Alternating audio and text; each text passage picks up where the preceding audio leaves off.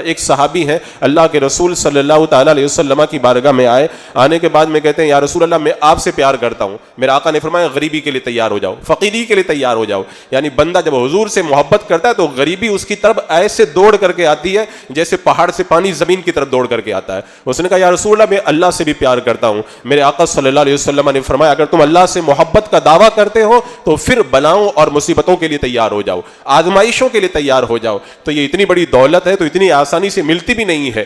حضرت عیسیٰ علیہ السلام ایک بار گزر رہے تھے راستے سے تو دیکھا کہ کچھ لوگ ہیں بالکل دبلے ہو گئے تھک کر کے، پوچھا کہ تمہاری یہ حالت ہوئی کیسے؟ انہوں نے کہا کہ ہم جہنم کے ڈر سے پگھل گئے ہیں۔ آپ نے دعا فرمائی اللہ تعالیٰ تمہیں جہنم کے عذاب سے نجات عطا فرمائے۔ آگے گئے تو جو پہلے جو لوگ تھے ان سے بھی زیادہ کمزور لوگ ملے، کہا تمہاری یہ حالت کیسی ہو گئی؟ انہوں نے کہا کہ ہم جنت کی طلب کے اندر گھل گئے ہیں۔ انہوں نے حضرت عیسیٰ علیہ السلام نے دعا فرمائی اللہ انہیں تو جنت عطا فرما دے۔ ابھی آگے بڑھے، دیکھا کہ کچھ ایسے لوگ ہیں جو پہلے والوں سے بہت زیادہ کمزور ہیں، پوری طریقے سے ان کا جسم گل چکا ہے لیکن ان کے چہرے بڑے چمکدار ہیں۔ حضرت عیسیٰ علیہ السلام نے کہا کہ تمہاری یہ حالت کیسی ہوئی؟ انہوں نے کہا کہ اللہ کی محبت میں ہماری یہ حالت ہو گئی۔ حضرت عیسیٰ علیہ السلام نے جب سنا تو کہا تم کو مبارک ہو، اللہ تبارک و تعالیٰ نے مجھے تمہارے ساتھ ہی میں رہنے کا حکم دیا ہے، اور آپ ان کی صحبت کے اندر جا کر کے بیٹھ گئے۔ تو یہ محبت الہی وہ ایسی دولت ہے، اور میں یہ کہتا ہوں یہ بندے پر فرض ہے، ہر بندے پر فرض ہے کہ اللہ سے پیار کرے۔